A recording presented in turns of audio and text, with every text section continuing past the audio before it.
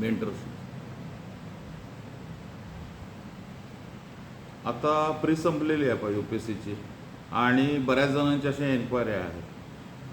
पुण्यामध्ये राहून सगळ्यांना काय अभ्यास करता येत नाही आहे, आमच्या ह्या अडचणी आहेत, आम्हाला याच्यात मार्गदर्शन करा, की ह्याचं उत्तर लिहिलेलं बरोबर आहे का, हा एक निबंध बघा. तर अशा सगळ्या गोष्टी लक्षात घेतल्या, पूर्वपरीक्षा पेपर लक्षात घेतला, मुख्य परीक्षा स्वरूप. तर याच्या दृष्टीनं एक UPSC आणि MPSC दोन्हीच्यासाठी मिळून, म्हणजे प्रत्येकाचं वेगळं स्ट्रक्चर असेल पण दोन्हींची अशी एक मेंटरशिपची बॅच आत्ता सुरू होते का.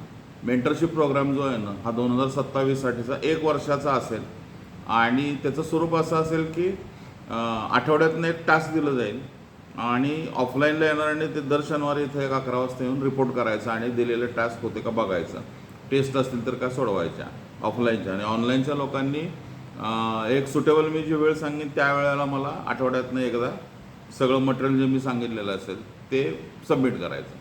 याच्यामध्ये तुमच्याकडून वाचून घेणे, वाचनाचं स्किल वाढवणे जे आत्ताच्या पिढीला उपयोग होते, तुमचं रिडिंगचं स्किल वाढवणे, तुमच्या रिसोर्सेसवर काम करणे, तुम्ही जे रिसोर्सेस वापरता ते बरोबर आहेत का नाही आहे, तुम्हाला वेळेत उत्तरं लिहिता येतात का नाही आहे, तुमचा ग्रास्प बरोबर आहे का नाही आहे, तुम्ही जे समजून घेता, हिंदू पेपर वाचताना एक 3 मिनिटात ते आर्टिकल वाचलं जातं का, मराठीत इन्फरन्सेस काढताना काय काय येतं, मराठीतलं क्वालिटी मटेरियल कुठून मिळवायचं, यासारख्या अनेक गोष्टी ज्या आहेत त्या.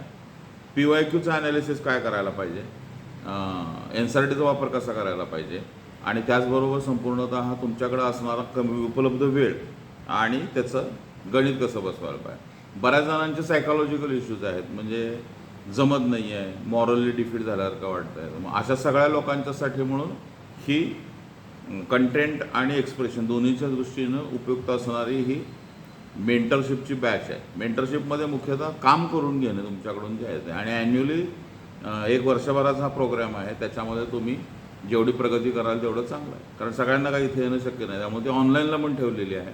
ऑनलाईन आणि ऑफलाईन असं त्याचं स्वरूप आहे. त्याला जरूर तुम्ही नक्की फायदा होईल. आपण 2 जूनपासून पुढच्या प्रीपर्यंत 2 जूनपर्यंत त्याचं स्वरूप आहे.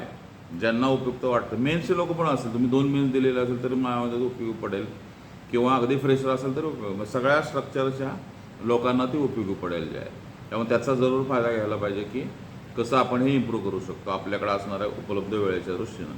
त्यामुळे मेंटरशिप प्रोग्राम 2027साठी 2 जून 2026पासून सुरू होईल. 1 आठवड्याला एकदा त्याची इंटरॅक्शन असेल, वर्षभर तो प्रोग्राम चालेल. ज्यांना असं वाटतं की त्यांनी इथल्या मार्केटच्या नंबरवर किंवा माझ्या नंबरवर कॉन्टॅक्ट केला तरी ते सुरू होईल. काही जणांनी ऑलरेडी नोंदणी केलेली आहे. त्याच्यातच खरं तर हे बॅचची आयडिया पुढं आलेली जी आहे की मेंटरशिप आणि आम्हाला तुमचं मार्गदर्शन हवं आहे, या ह्याच्यातनं ते सुरू झालेलं जे आहे. त्यामुळे तुम्ही या मेंटरशिप प्रोग्रामला जरूर रजिस्टर करा.